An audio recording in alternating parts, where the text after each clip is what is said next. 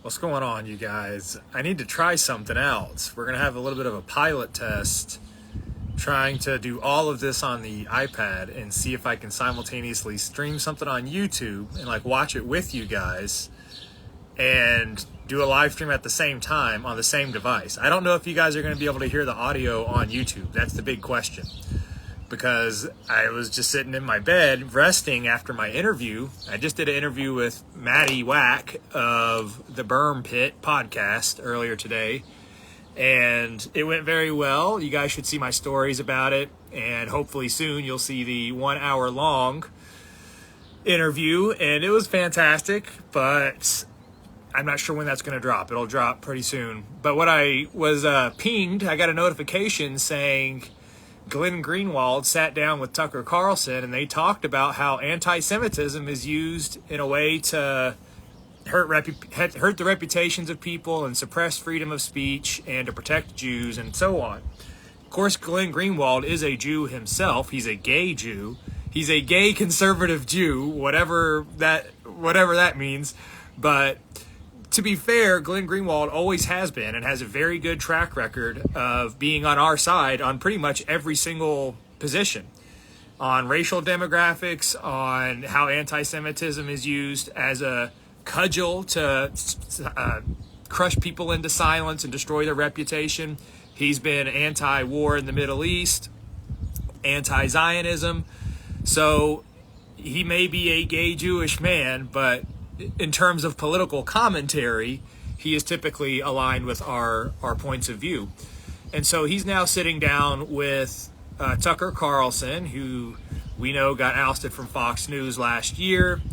They say, the official narrative says that Tucker was ousted because of the story and the coverage about the Dominion voting machines, and that maybe he said something that put Fox News in a legally liable situation, and so they had to separate from him.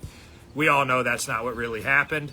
What really happened was that Tucker Carlson is a controlled opposition agent of our federal government. Maybe not officially on the books, but this goes back to his father, Dick Carlson. This goes back to Tucker trying to work for the FBI and being turned away. This goes back to Tucker before Trump became cool to like, Tucker being on the record in his own text messages, talking about how Trump is an awful thing for America and he's going to destroy America. So Tucker is a guy we approach with a lot of skepticism for valid reasons. Very much Mockingbird media, as AJR613 just said. So every time we sat down and watched Tucker being totally based or having, for example, his recent conversation with Thomas Massey, we're appreciative that parts of our platform or our priorities are being shared in the mainstream. You know, all you have to do is rewind 1 year ago and that wasn't the case. Rewind 2 or 3 years ago and we were being actively banned from social media entirely and our careers were being attacked and so on. So Tucker exited Fox News to go and start up his thing on X, which had been recently purchased. You know, rewinding time to a year ago, X had been recently purchased for $50 billion by Elon Musk in the name of what? In the name of protecting free speech. So we as a people were supposed to interpret these two events, Tucker being ousted from Fox, going to X, and X being the banner of free speech, as, oh, okay, now Tucker's really going to be able to say what he's been holding back this whole time when he was on Fox News and beholden to the Murdoch dynasty, who, by the way, just happens to happens to own a condo that he allows Bibi Netanyahu to sleep in every time he comes to the United States of America. So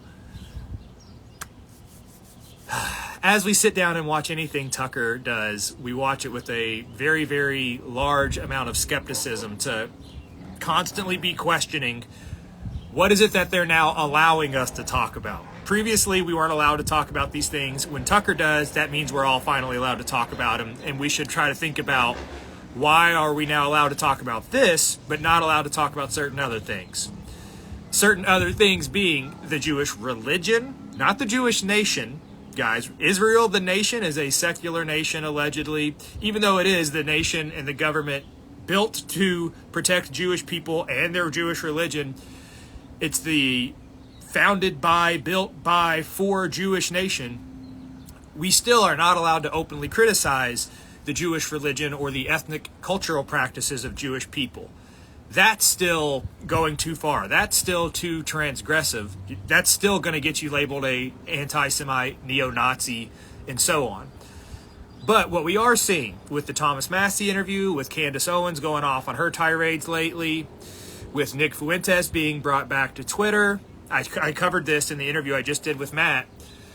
What we are seeing undeniably is that we are now allowed by the overlords to talk about Israel as a nation and be skeptical of them, be critical of them.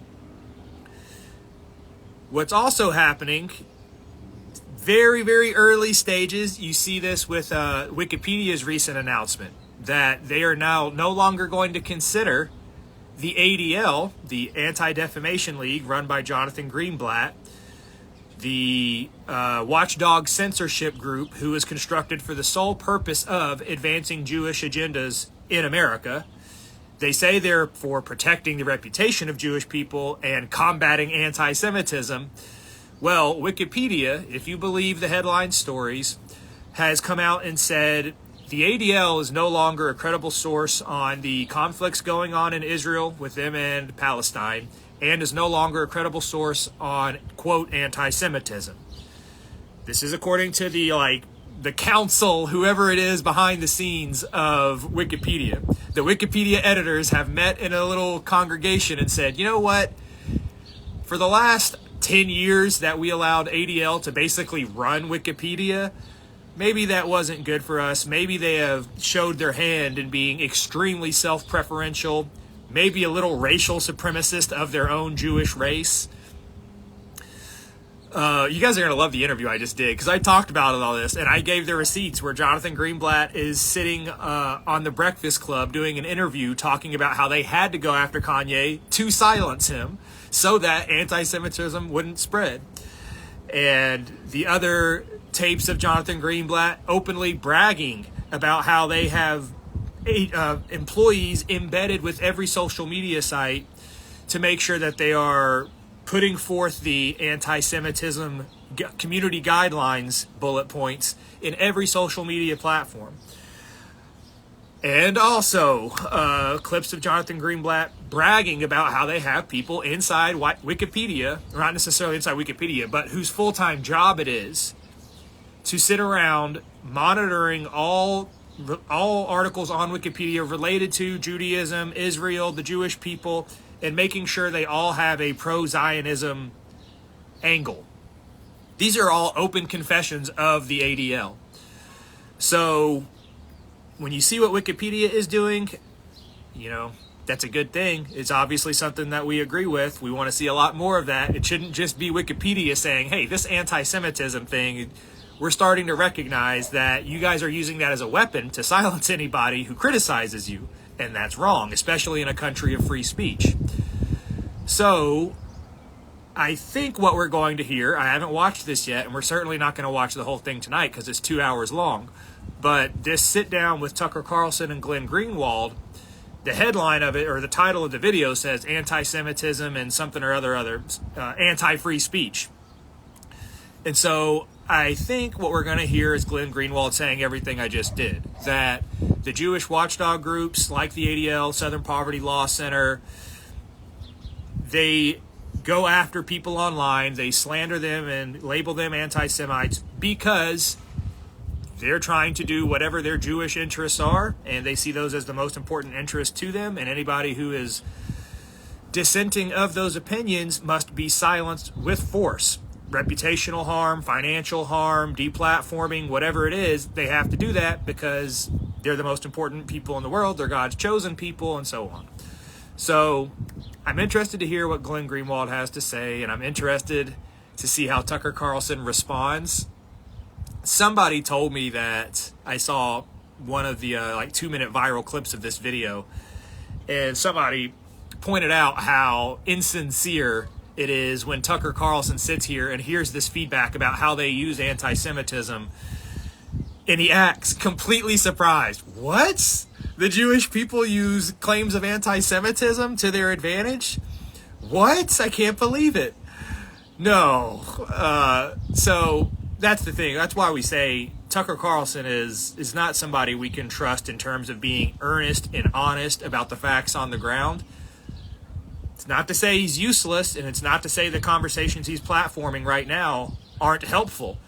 But just saying, you can only play the fool so long, and whether or not you're playing the fool because you're actually trying to allow the conversation, or you're playing the fool because you don't want to be called an anti-Semite or whatever, we can't know. But I'm going to try to hit play, and you guys let me know if you can hear the audio on this, because I've never done this setup before, and I didn't feel like doing it inside with the microphone and the laptop and the camera and the lights. It's honestly an absolutely beautiful day out here in the backyard, and so I just wanted to hang out with you guys, enjoy the weather, drink some of my sweet tea over here, and try this tech setup for the first time, because if this works, this is actually a pretty easy way to hang out and watch content with you guys. So here we go. Let's roll the tape, and somebody in chat, please confirm to me whether or not you can hear Glenn and Tucker Carlson chatting away about anti-Semitism and free speech. You can probably hear Gilbert back here barking at... Hey, Gilbert! He's over here back, like, barking at dogs across the lake. Do you think there's hope when it comes to the ethnic replacement of Americans? Absolutely. No, you can't be black-pilled and think that there's no hope. I mean, this stuff was enabled by legal reform. It can be disabled by legal reform. There's other ways it can be disabled too, which, you know, hopefully we don't have to come to that. But if at any point in time the Constitution says that if there are laws on the books that are in violation of the Constitution and the protection of the nation, then we have a right to ignore those laws. In Huntsville, Alabama, basically Little India. I could easily work there at DoD engineering, but I can't stand Indians. Nah, man, it's not that bad. I actually don't see many Indians around here, but you are right that it is a hub of government contract employees, government like DoD contractors, missile defense contractors. It's a huge part of the economy here where Huntsville is, where I live. And that sucks because those jobs are very high paying. They're very secure. You know, you get a job in with the government, you're done for life. You're getting paid. You're getting a good, well over 6-figure salary. You're getting great benefits. Your spouse gets good benefits. It's the gravy train, and they cannot fire you. Like, they seriously cannot fire you once you get on, not as a contractor, but as an internal government employee. But I don't want to be a part of that. I have intentionally stayed out of that. I don't want my paycheck tied to the federal government for obvious reasons. I think you guys can all probably understand that. Like, you can wave a $200,000 salary in front of me all day long, and I'm sorry, I'm going to turn it down, because that would mean I can no longer have Beholden the Truth. I couldn't have this platform. And look around. Like, I don't need anything more. I don't need any more raises. I just don't need it. It's just not that important to me. And even if I have to lose all of these things in my current career, you know, I work in the private sector, and I work for like Fortune 500 style companies in the corporate world, senior management, and I have a lovely career. I absolutely love it. It compensates me very well. Unfortunately, it does mean having to work for companies that I do not ideologically agree with, but that would be true with the government too. The government, not to mention, they would do a full background check on me, and they would look at all my social media content, and I would be ineligible for a job in, I think, 100% of scenarios anyway. I did see Candace Owens' show yesterday. I didn't see the whole show, but I saw the comment or the clip where she talked about we were lied to about World War II and that we lost World War II. That's actually in the interview. I mean, this interview I just did a couple hours ago was packed. We talked about Candace. We talked about AFPAC, the America First Political Action Conference, being canceled. We talked about why it got canceled. We talked about, what else? We talked about Zionism and how they use anti-Semitism. Talked about how to fix all this stuff. That's a big part of the conversation. And I think that's probably my favorite part of the conversation. We've done a lot of illuminating on these issues. I've been talking about these topics for 2 years. Nick's been talking about them for 7 or 8 years. You have people on Twitter like Lucas Gage and Keith Woods who've been talking about them for a couple years. On the subject of white replacement, white genocide, you have Jared Taylor, who's been talking about it for 30 years. There's been a lot of talking about it, and there's been a lot of light being shed on these topics. But the next stage of the conversation that we eventually arrive to, once there is a mass knowledge that these are the facts on the ground, whites are being replaced, Jewish people are the ones who are intentionally designing many different civil institutions, policies, and procedures to enable that to happen. They're the ones pushing multiculturalism and miscegenation in the media, in every Netflix documentary, in every Netflix show, in every Hollywood film. They're the ones pushing multiculturalism.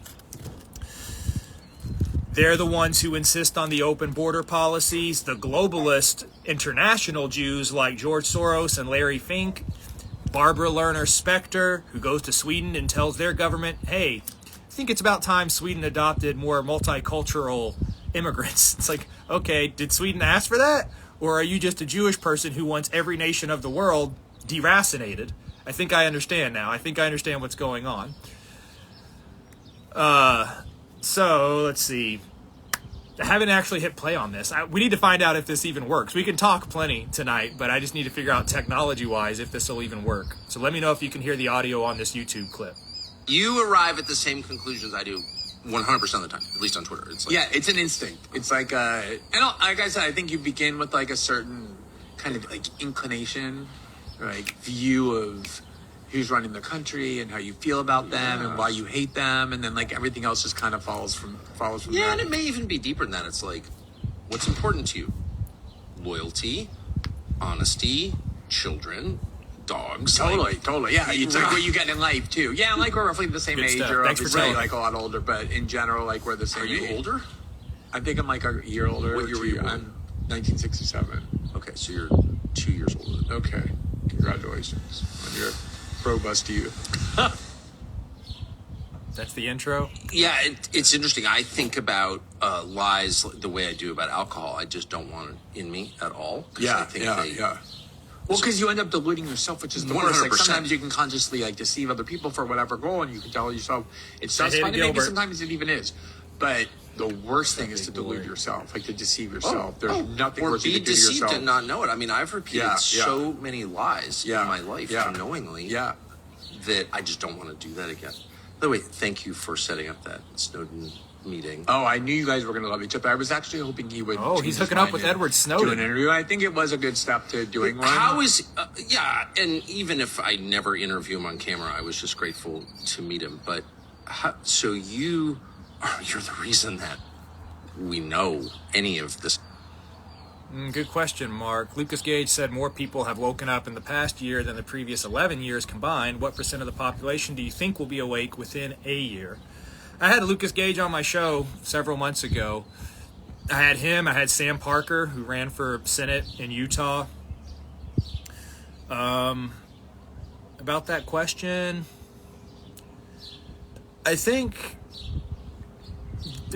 we have to disambiguate between people finding out about the foreign nation of Israel having an influence in our government, and that's not a good thing, and that it really is happening, and it's been happening longer than all of us have been born.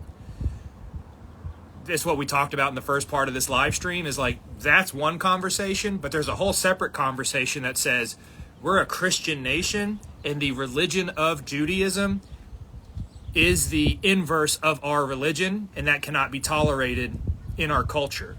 Anybody who has positions of influence or leadership in our culture can't be Jewish. That's a whole separate conversation that people are not quite ready for. People are willing to look at the foreign nation of Israel, whether it's a Jewish nation or not, and say, okay, maybe these people are buying our politicians, and that's not a good thing. What's going on, Jack? Good to see you, man. I think there's a lot of people on the left side and the right side who are coming to the understanding that Israel has a, technically, in my opinion, should be illegal influence and interference in American affairs, right? Like that should be not allowed at all.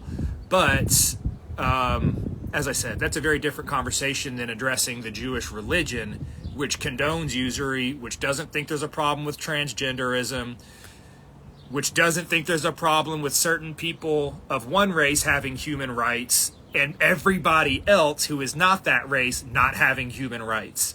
That's a much more sophisticated conversation that the Jewish people in charge, the international Jewry who are continually interfering in not just American, but all Western affairs, they're okay at this point. They don't love it, but they're okay with people being critical of Israel because they have realized, especially with their endeavors post-October 7th, that these conversations are unavoidable. If they actually try to censor all anti-Israel conversation out of social media now, after this war has been going on for 8 months, the body count's 40,000 or higher, they're trying to create laws on college campus. You can't ignore this. Like, this is just out in the open that being critical of Israel is now becoming a sore subject for a lot of people, especially all the brown people that they allowed in our country. So I called it a controlled burn in another analysis that I did, and I mentioned that in the interview, that international Jewry is accepting and they are conceding on the subject of us being critical of Israel. But what is still not going to happen on Tucker Carlson's show, he's not going to have somebody on like me or like Nick or somebody else who says, guys, it's more than just the foreign nation of Israel. It's more than just $3.8 billion in financial aid every year. It's more than just supplying bombs to Israel so that they can blow up kids. It's the fact that they hate God. It's the fact that they think Jesus Christ is burning in hell. Okay? It's the fact that they think all non-Jewish people are equivalent to farm animals. That's the problem. It's not the foreign nation of Israel.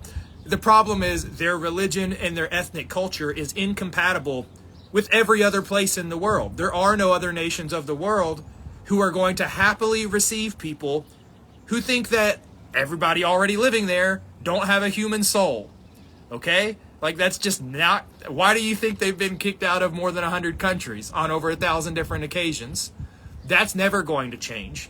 So long as the Jewish people insist on perpetuating that worldview, which is their religion, there's no escaping it. Unless they convert to a different religion, it's inescapable for Jews. This is why it's called the Jewish question, and this is why it's never gone away, because it's unsolvable. It would be the same for me if I said, like, I am unwilling to tolerate any race, all other races, so who wants to let me live with them? Everybody's going to look at me and say, yeah, you don't really seem like a good neighbor. No, we're good. You're not really welcome over here. You should probably stay over there if you think that you are so superior to everybody else. Now, my arguments about white identity are more nuanced than that. My arguments about white identity say that America, we have an entire continent to play with, to draw borders around, to figure out how we can use a model of freedom of association that says, if you enjoy diversity, then we can have a portion of America for you to live amongst many diverse cultures. But more importantly, especially because it's America's heritage, there's going to be a separate portion of America that is the majority of America that is for exclusively white people, white European people. And within that, there's going to be a sub-portion that is exclusively for white Christians. You know, this is me imagining how we rebuild America along racial and religious lines. And so, as I said, it's a freedom of association model. If you want to live amongst diversity, we'll have a part of the country for you. And unfortunately, the Jewish people don't see it that way. The Jewish people see it this way. They say, we're going to move into your nation, and we are going to require that all of your nation becomes a multicultural place, whether you like it or not. Whether or not your ancestors died to keep it that way, to keep it your own ethnic culture, whether or not you're happy with the way things are, it doesn't matter. When the Jews show up, they say, you know what this place needs? Everybody who is believing anything in the world, no matter what religion they practice, no matter what their cultural preferences are, you need to let them in. Because if you don't let them in, that shows that you are xenophobic and that you are racist. and that you are a morally bad person if you don't let any and everybody into your nation. So that's the difference between me saying I have a racial preference for my own group, of course, but I'm not saying that I expect all of the other nations of the world to conform around my desires. I think Africa should stay African. I think Asia should stay Asian. And I think Central America and South America should stay Mexico and their own native people's culture. I'm not trying to change any of those. So let's keep rolling on this Glenn Greenwald interview. They just started talking about Edward Snowden, and apparently Tucker Carlson got to sit down and talk to him. If you guys don't know Edward Snowden, hopefully you do, but he is the previous NSA employee who leaked a bunch of information about the war crimes America has been committing, surveillance programs that the American government has on its own civilians that are highly unconstitutional, very concerning for our future totalitarian technocracy that we are. It's not even future, we already live in it. He leaked all that stuff, and he became public enemy number one, just like Julian Assange became public enemy number one when he leaked all the stuff about America's war crimes and so on. He's an actual patriot, and so for Tucker Carlson to have a conversation with him, he just said it wasn't an interview, it wasn't recorded, but maybe that means coming soon there might be a collab there that we get to watch. Would be very interesting. I have some thoughts about that, but I don't really want to go into them. The first thought is that it's good because the conversations are transparent and honest, and they need to be talked about. Like, we need to talk about how corrupt and awful the government is. Where that goes, though, is open distrust of our government. That's the logical conclusion, right? And distrust of the government is not a stable environment, in case you didn't know that. And so if you're worried about the future stability of America, there's going to be this phase where we come clean.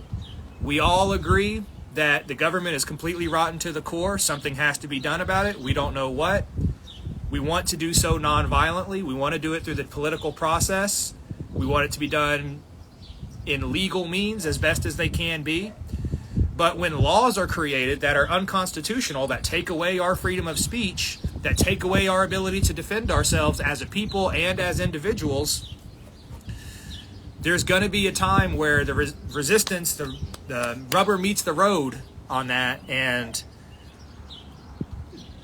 you need to be praying, and you need to be securing your own personal circle of friends and your network of how you support yourself, and making sure that your family's protected, because when the country comes to the unanimous conclusion that our government and our actual country itself, the borders, something's got to change. People need to be moved around. New laws, new governmental methods have to be drafted. That's not a stable environment. It's going to be very, very ambiguous times, and there's going to be people who respond to that anxiety in self-interested ways. And you better believe that the Jews are going to be one of the factions who use the instability and the anxiety and uncertainty of the public's distrust for the government. They're going to use that to their advantage. And so we, as a Christian white nation, have to be thinking ahead. We have to be thinking about the chess moves our enemies are going to be making. Our adversaries are going to use that political instability and distrust in the government for themselves. This includes our foreign adversaries as well, China, Russia, everybody else. But the problem is those enemies are thousands of miles away, and those enemies don't even have a significant track record of hurting America, not in the recent history. The people who are actively hurting America and have a very long track record of doing so are international Jewry and the spies they have living amongst us. Nikki Tabayet, that's incorrect. America is a secular nation? Absolutely not. Look at the Mayflower Compact. Look at the people who came and settled this nation and what they did it for. They openly professed one religion. They professed a belief in Jesus Christ. They devoted their civilizations to Jesus Christ. In the colonial constitutions of the original colonies before they became states, People think America just up and magically appeared in 1776 with the Declaration of Independence. No, we were here for 170 years before that. And the people who were here for 170 years before that, they were not all Freemasons. They were not Jews. They were not Hindus or Buddhists or pagans. They were Protestant Christians, the Puritans and Pilgrims. Those people came here with a specific faith and a purpose for their life, which was to spread that faith, spread the gospel into the new world. Like, this isn't my opinion. This is the stated historical record. As I said, it's on the Mayflower Compact. It's in the colonial constitutions that say in a place like New Hampshire, in a place like Georgia, a place like South Carolina, you cannot work in government if you are not a Christian. Those used to be the laws of the land. So when people come around and try to say America is not a Christian country, it just means they haven't read the history. A theocracy, meaning that there should be a certain religious belief that is the law of the land, it was. It absolutely was. The people of America remain to be majority Christian. Now, the legal structure unfortunately changed. In 1776, it became a Freemason country. This is well documented. Benjamin Franklin, George Washington, these people were Freemasons. Freemasonry is an offshoot of Judaism. It's created by Jews, and it is meant to take a country who is claiming a belief in God and say, well, non-specifically speaking, could we all live in the same place if we all believed in God, but we didn't agree on the identity of God? If we were part Jewish and part Islamic and part Hindu and part pagan and part Christian, that's the Freemason world that was created in 1776. You guys know the phrase very well. One nation under who? Not Jesus Christ. One nation under God. Whoever God is. That was the purpose of the 1776 Declaration of Independence, to change America off of its trajectory of being a devoted and devout Christian government, a Christian theocracy, to a Freemasonry, non-specific God. And by the way, if you think Satan is God, if you think Lucifer is God, hey, you're still within the guardrails of one nation under God. So, just a small recap on American History 101 there. We have to swat down any of those people or any of those arguments who come across and say America's not really a Christian country. Well, guess what? That's not what the historical record indicates. By the way, the first schools that were built, do you know the education material that was used to teach people how to read in America? To learn the English language? The Bible. Okay? They weren't reading the Quran. They weren't reading the Bhagavad Gita. They weren't reading secular topics. They read the Holy Bible to learn how to read. And in doing so, they absorbed Christian morality, the Christian worldview. When we were building religious centers in early America, I mean, this is for the first 300 years or more, we were not building mosques. We're not building synagogues, okay? We were building churches. This is a Christian nation. It's going to stay a Christian nation. And we will get back to a point of being a formally Christian nation. Not one nation under God, but one nation serving Jesus Christ. Nikki, I mentioned before that there would absolutely be a place for a non-white, any individual, whether it was Jesus Christ himself, God in human form, or any other person who is not divine, to live in America. As I said, we will have a freedom of association model that says if you like diversity, meaning people of different ethnic cultures, there's going to be a space for you. I'm not trying to exile all the other races from America. I'm not trying to kick everybody out. There's 150 million non-white people in America. I'm a smart man. I understand that you're not going to be able to put 150 million people on boats and say, see you later. That's not going to happen. And if you tried to make it happen, take what happened in all of the wars in the last 100 years, add them all together, and it'll be worse than that. So the whole point here is to create a freedom of association model. You give them a space to enjoy their diversity, but the majority of America is going to be homogeneous. Homogeneity will be the law of the land. Homogeneous. When you have those two, they're pronounced differently, so it depends on what tense you're trying to say them in. Anyway, you guys with chat, you're like baiting me into all these conversations. We're supposed to be watching a conversation between Glenn Greenwald and Tucker Carlson. I'm Christian but not white, and my children go to a diverse Christian school. I don't understand the problem. Well, there are people, especially white people, who don't particularly enjoy the other cultures of the world, the other ethnic cultures of the world. If they don't want to be amongst black people who are continually saying that our ancestors as whites were evil, I don't want my kids hanging out around people who think my ancestors are evil. I don't want my kids growing up around people who insist that the settlers who came to this land to spread the gospel are morally inferior people compared to the people who were here before that, who were performing human sacrifice and cannibalism, worshiping the sun god and whatever else the Mexico were doing, sacrificing 30,000 human beings on a single day on top of their pyramid with blood falling down the side of the temple to the point that it stains the steps of it. I don't agree with that. I think that the white European Christians who created America were some of the most righteous, good people in human history. I'm not saying they're the best. I'm not saying that that white people are racially supreme, but I am saying that I love our ancestors. And so what I want for my child is to grow up in an education system that celebrates my ancestors. And when you have all of these other ethnic enclaves, Jewish people, Hispanic people, black people, Arab people.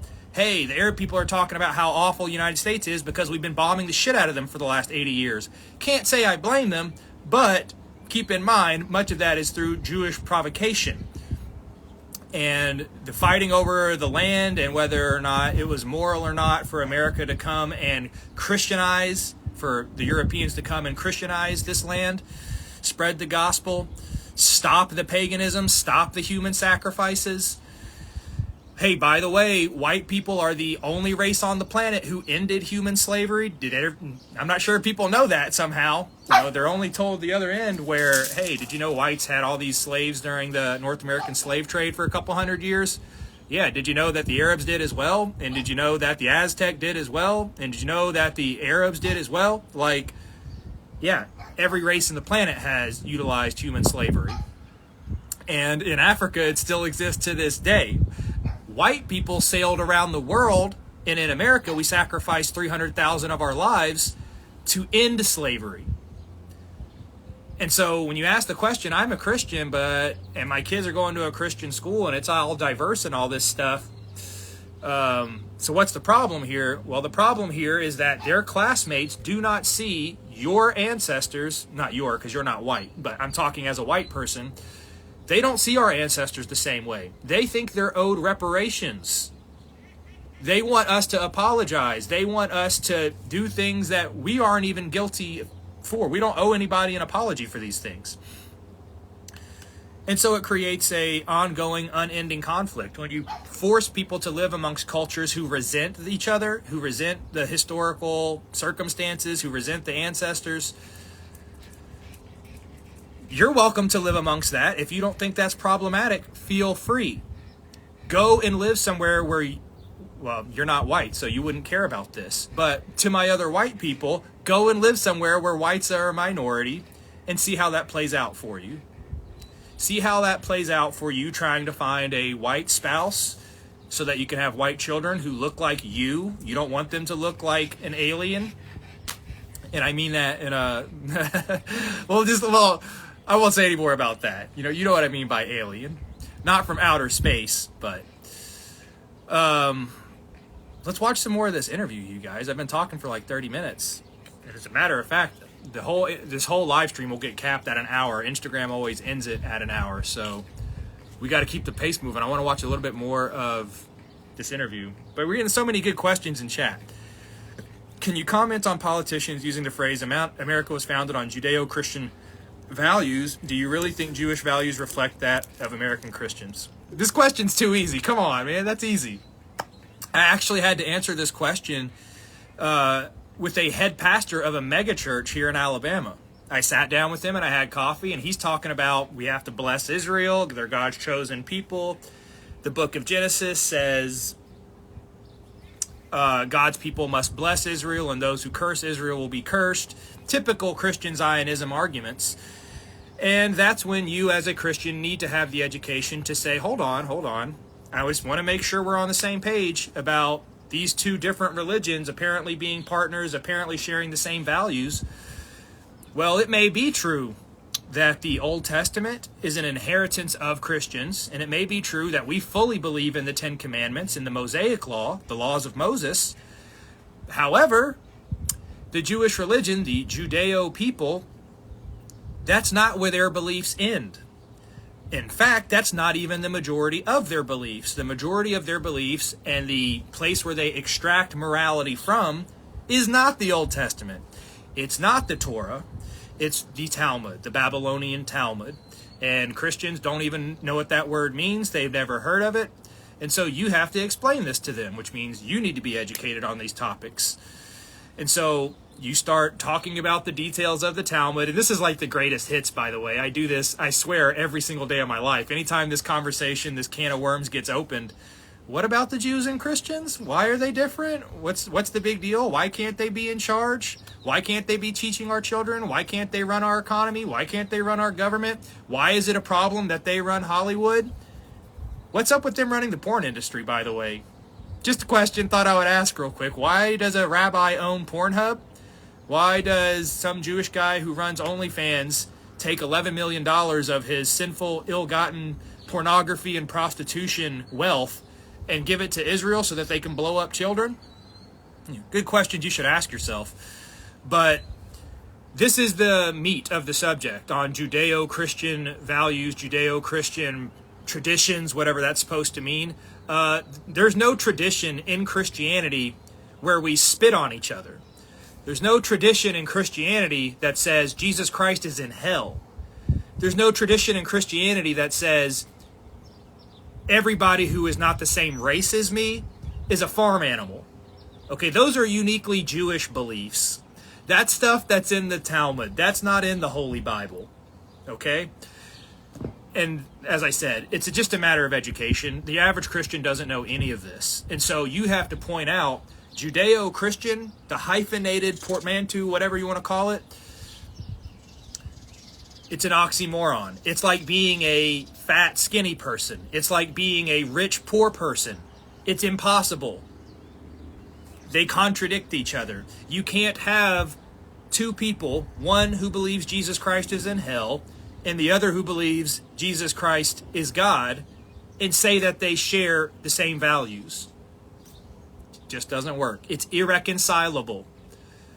So that's how you address that conversation. And like, there's a whole extra, by the way, after you get done being repulsed by the content of the Talmud, you can then go and look at the Jewish people's additional sacred doctrine, which is the Kabbalah, where you get into black magic, talking to the dead, creating golems, all types of stuff. So Judeo-Christian values are a farce. They always have been. They were never real. And anybody who uses that phrase is outing themselves as not knowing anything about the Jewish faith. Seriously. Like, and this is the problem. You have people who have congregations of Christians in the thousands who don't even know that the people they're including in the phrase Judeo-Christian, the Judeo half of it, they don't even know what they believe. Seriously, if you have allies, people you call your closest allies, you should probably know what they're saying behind your back. You should probably know if they hate your people or not. They should probably know, you should probably know, if they think that you are not owed human rights, if they can steal from you, if they can have sex with your child, if they can have sex with your wife. Okay? If the people who you call your closest ally, that you share all these values with, if they think those things about you, maybe it's time to reevaluate your relationship with them. So that's how I feel about Judeo-Christian traditions and values. You should talk about how every world leader goes to the Western Wall, Fort Antonio, to pledge loyalty to Israel. Yeah, that's a fact.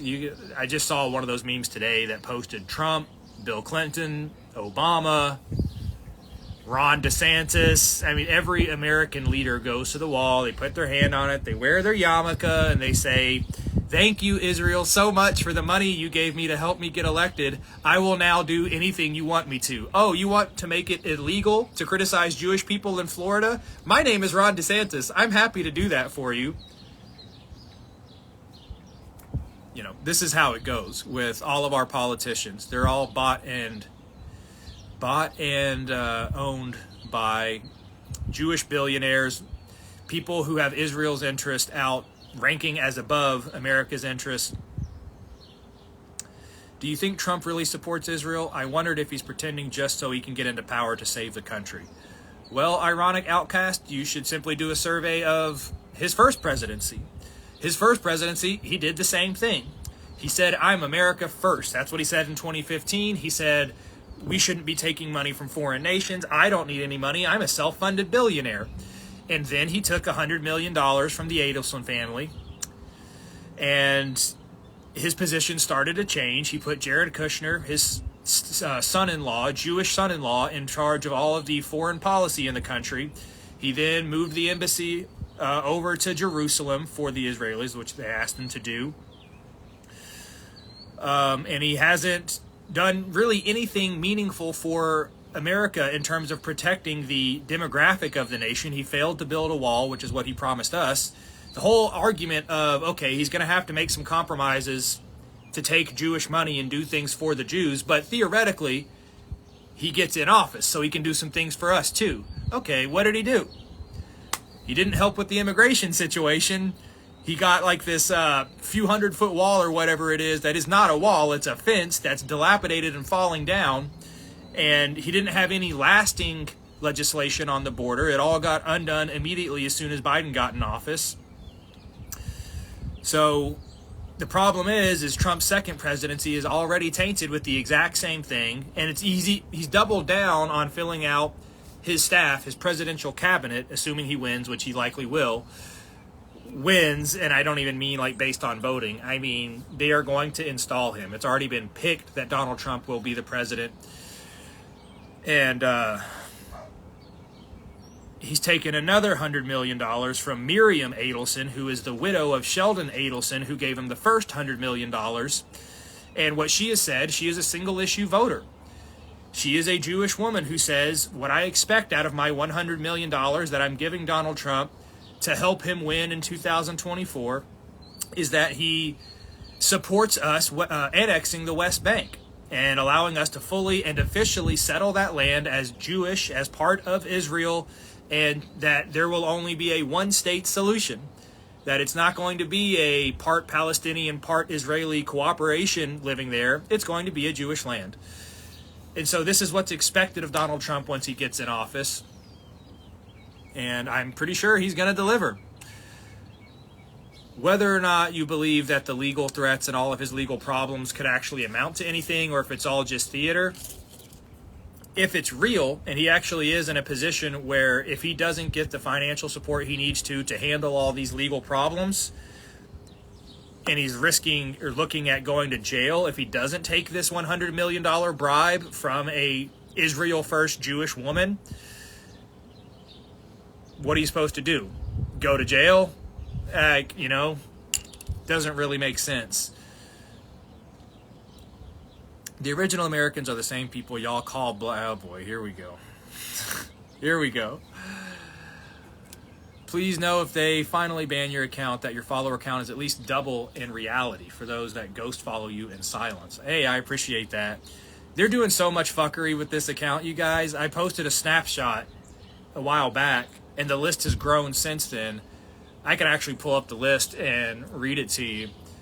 There's like 10 different hidden ways that they are attacking this account that you wouldn't know if you weren't paying attention. If you weren't the owner of the account, you would never know.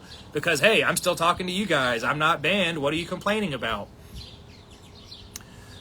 I'll read you a quick recap of the various ways that they are trying to perform a hit job on my account and destroy it.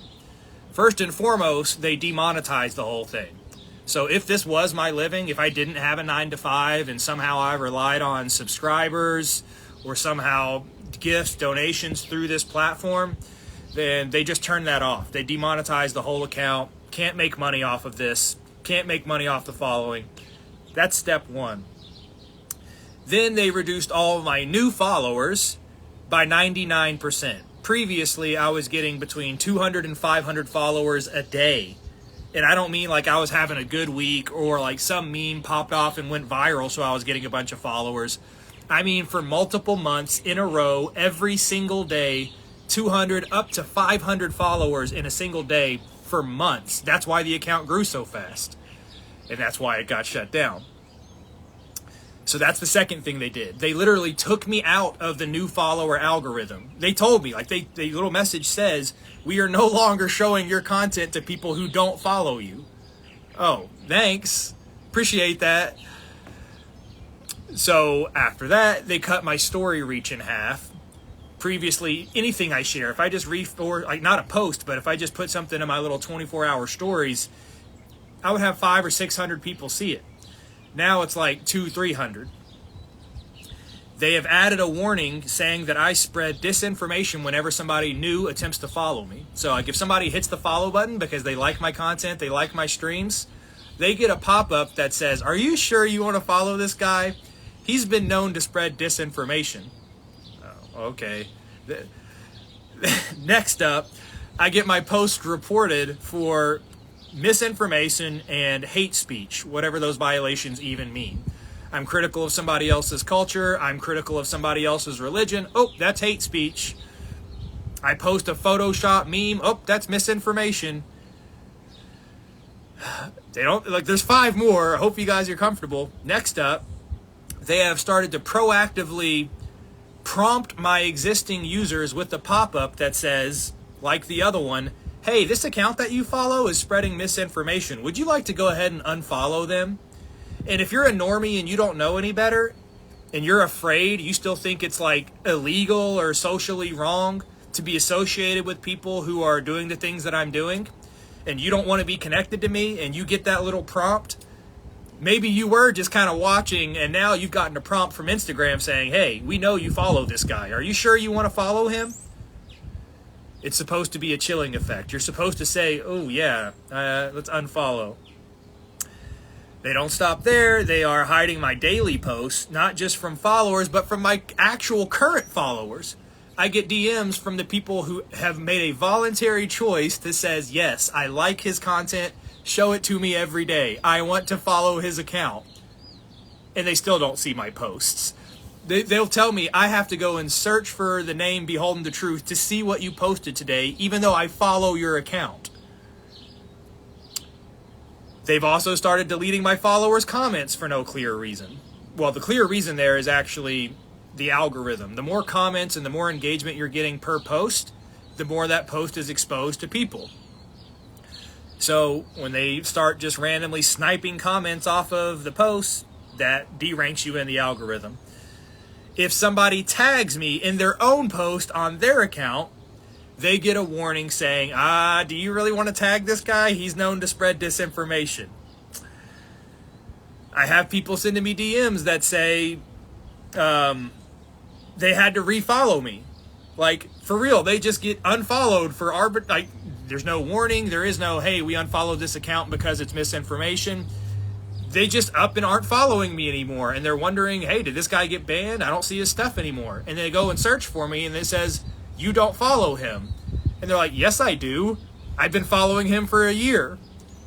Instagram is forcing people off of my following list. And actually the numbers on this, I've screen capped it and shared it.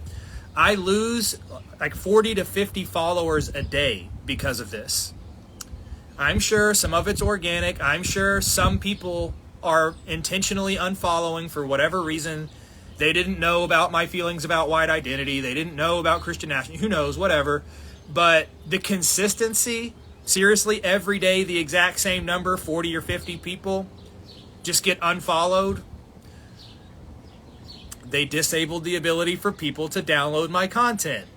So if you try to go and download one of my reels, it's not there. I go into my settings and I make sure, I took a screenshot and showed it to you guys yesterday. I have downloads enabled. I want people to download my content. Do whatever you want with it. Share it, slander me, try to cut me out of context and make me look like a bad guy. I'm fine with anybody downloading any of my content because I know that all of my positions are morally unimpeachable. I can defend every single one of them with no problem. But that doesn't stop Instagram from saying, actually, we don't care that you said, yes, people can download your content. We will not let people download your content. Okay, that's 11 different ways that they are using to suppress this account that we know about because people have screenshot it. They tell me this is what a shadow ban is. They don't outright ban you, but they completely destroy your reach. I went from my account being exposed to 1 million people per month to a rapidly falling number now. Now it's down to 900,000. In the next day or two, it'll be 850,000. In another couple days, it'll be 800,000. And soon, it'll be all the way down to the 22,000 who follow me. Maybe a little bit more than that. Maybe 25, maybe 30,000. Because they took me out of the algorithm to show me to people who don't follow. So I go from my message, my content reaching 1 million different eyeballs. These are unique users, not visits, not plays. This is 1 million different accounts were previously receiving your content. Because somebody flagged me for misinformation, that number goes all the way down to 25,000. These are the games they play. The platform's owned by Mark Zuckerberg, Goldman Steinwitz, and his cronies. And so I can't do much about this stuff. It just is what it is. I have to create backup accounts. My backup account here on Instagram is @BeholdingTheTruthOfficial, so go follow that in case they just outright nuke this account and say, you know what? We tried to shadow ban you. We tried to make it so people couldn't download your content. We tried to make you shut up. At this point, you're just banned. It's probably going to happen. I'm expecting it to happen. I've been ready for it to happen. I don't want it to. It's multiple years worth of work. I have 1,800 pieces of evidence for you guys to go and scroll through and enjoy watching, save yourself, send to people to wake them up. It's a literal library of resources about the JQ, about white identity, how to have these very difficult conversations in a way that is respectful, that is illustrative of the fact that we're not hateful people. We don't hate other races. We don't hate other religions. We think that there is a defined eternal truth, and that is the New Testament. And we think that there are differences between racial cultures, and that's just a truth. And it's not immoral to prefer your own ethnic culture as compared to any others. And so that's what my entire account is devoted to, and that's why they're trying to kill it. All right, I got 1 minute and 30 seconds to shut this thing down. We're at the 1 hour mark. Thanks for everybody who tuned in. We didn't really get to watch the Tucker Carlson interview, but now we at least did the technology test. Now I know that it works, so that's pretty freaking cool. I did not know that I could do a live stream on my iPad while watching a YouTube video and have that audio play in the live stream so I can do commentary, all that stuff. Because trying to do reaction streams with you guys through the laptop, I have to fire up OBS, I have to turn a camera on, I have to do the lights, I have to pull up a Rumble stream, I have to create a stream key. It's like a whole to-do, whereas this is just like pull up Instagram, pull up YouTube, hit live.